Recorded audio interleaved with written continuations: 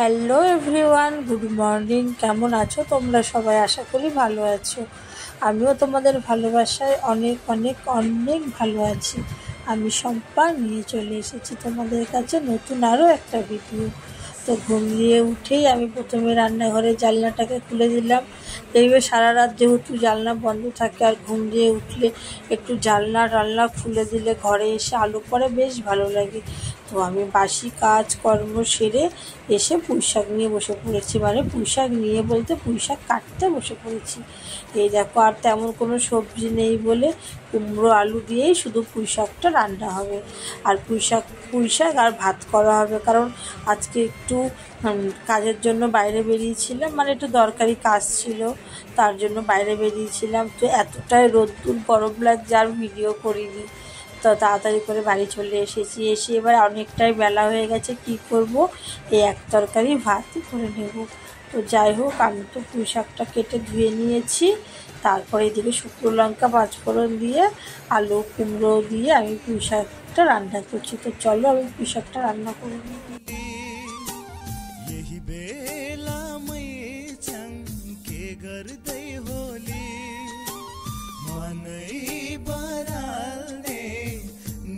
को बोले यही बेला मैचन के गर्दै होली मा बसेरा। আর কি বলো তো, সবসময় যে সমান রান্না বান্না হবে সেটাও না, যখন যেমন তখন সেইভাবেই আমাদেরকে চলতে হয়, সব ব্যাপারে নিজেকে মানিয়ে নিতে পারি। তো আজকে যেমন পুঁইশাক আর ভাত, আর কিছুই না, আজকে শুধু এইটুকুনি রান্না হবে। তো যাই হোক, তো যে কথাটা আমি প্রত্যেকটা ভিডিওতেই তোমাদেরকে বলে থাকি, সেই কথাটা আমি আরও একবার তোমাদেরকে বলছি। তোমাদের যদি আমার ভিডিওটি দেখে ভালো লাগে তাহলে একটা কমেন্ট করতে ভুলো না কিন্তু।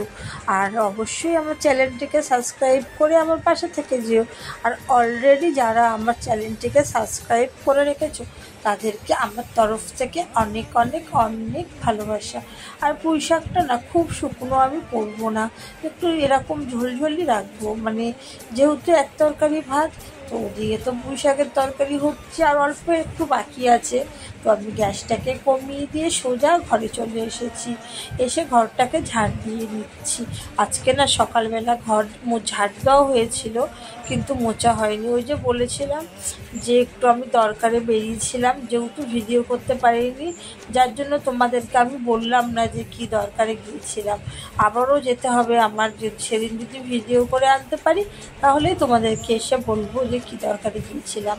তো যাই হোক, আমি ঘরটা ঝাড় দিয়ে নিচ্ছি। ঘরটা ঝাড় দেওয়া হয়ে গেলে আমি ঘরটাকে মুছে নেব। মুছে নিয়ে ওদিকে তো রান্নাও কমপ্লিট। প্রেশার কুকারে ভাতটা বসিয়ে আমি স্নান করতে যাব। তাহলে স্নান করে এসে পুজো দিয়েই গরম গরম ভাতটা প্রেশার কুকার থেকে নামিয়ে নিতে পারবো।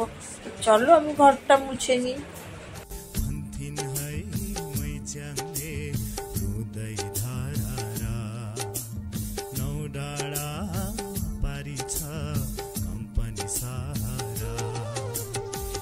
छोड़को बेलैमा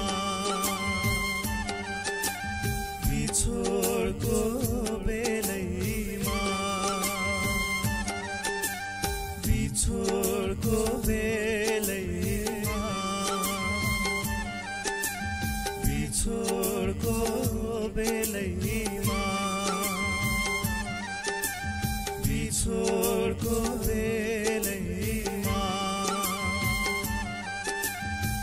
छोडको बेलैमा अनि पर्यो रुझाउने एक्लो यो मेरो मन कसरी बुझाउने भन्थिन् है मैच्याङ। তো এই যে প্রেশার কুকারে ভাতটা বসিয়ে এবার আমি স্নান করে এসে ভাতটা খেয়ে নেব। তো এই দেখো, আমার পুঁইশাক রান্নাও হয়ে গিয়েছে, আর এদিকে প্রেশার কুকারে ভাতও হয়ে গিয়েছে। তার মধ্যে কিন্তু আমি স্নান করে পুজো দিয়ে এসেছি। বেশ 40 মিনিট বাদে আমি আবার তোমাদের সামনে আসলাম। প্রেশার কুকারে ভাত হতে যেটুকু টাইম লেগেছে, আর আমি স্নান পুজো করেছি। তো যাই হোক, এখন আমি দুপুরের খাবার বেড়ে নিচ্ছি, ভাত আর পুঁইশাকের তরকারি। তো চলো আমি খাওয়া দাওয়া করে নিই। তো খাওয়া দাওয়া করে তো নিয়েছি, আর এখন সময় 5টা বাজে। খাওয়া দাওয়া করে আমি কিন্তু শুয়েও ছিলাম প্রায় 3 ঘন্টা মতন। তো শুয়ে থাকার পরে আজকে যেহেতু কলে জল চলে গিয়েছিল, জলও ভরা ছিল না, জল চলে যাওয়ার পরে স্নান করেছি, তার জন্য না দুপুরে আজকে বাসনও মাজতে পারিনি। তো এখন দুপুরের খাওয়ার বাসন আর একটা বাসন ছিল, আমি বাসনগুলোকে মেজে নিচ্ছি। বাসনগুলোকে মেজে এদিকে জলের বোতল ভরবো। কি বলো তো, এত কাজ তো দেখায় না না। তো যাই হোক, এদিকে তো বাসন টাসন মেজে জলের বোতল ভরে আমি চলে আসলাম রাতের খাবার বানাতে।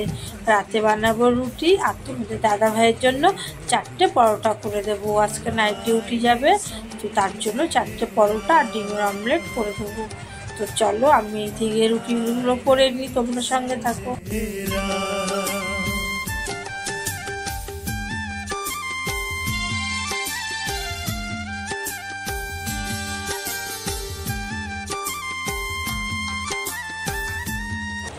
এখন সময় 6:30। তো তোমাদের দাদা ভাইয়ের জন্য পরোটা বানাচ্ছি, আর ভাবলাম একবারে রাতের রুটিটাও করে নিই। গরমে না বারবার করে এসে করতে ভালো লাগে না, একবারে রুটিটা করে একবারে আরেকবার গা ধুয়ে নেব, ধুয়ে তারপরে পাখার তলে বসে থাকবো।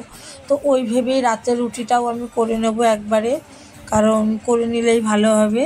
আর রাতে হচ্ছে গিয়ে তার জন্য তো রাতে রুটিটা করবো। আর এই দেখো ছেলেকে পরোটা সন্ধ্যের টিভিও বললো, মা আমাকে একটা পরোটা দাও। ওকে পরোটা পেঁয়াজ আর সস দিয়ে দিয়েছি। আর এদিকে আমি নিয়ে নিয়েছি চা আর চিড়ে ভাজা। আমি সন্ধেবেলা চা আর চিড়ে ভাজাটাই বেশি খাই, কারণ আমি বাইরের খাবার খাই না, মানে বাইরে সিঙ্গাড়া চপ ওগুলো এখন আমি খাচ্ছি না। তো তার জন্য আমি এই চা আর হচ্ছে গিয়ে চিড়ে ভাজাই খাই। চিড়েটা আমি ঘরে এনে ভাজি, তো চিড়ে ভাজা খেয়ে নিচ্ছি। আর এখন সময় রাত্রি 10টা। দেখো আমি ডিম ভাজা আর রুটি তরকারি নিয়ে বসে পড়েছি। আজ এই পর্যন্তই। সকলে সুস্থ থাকবে, ভালো থাকবে, সবাইকে গুড নাইট।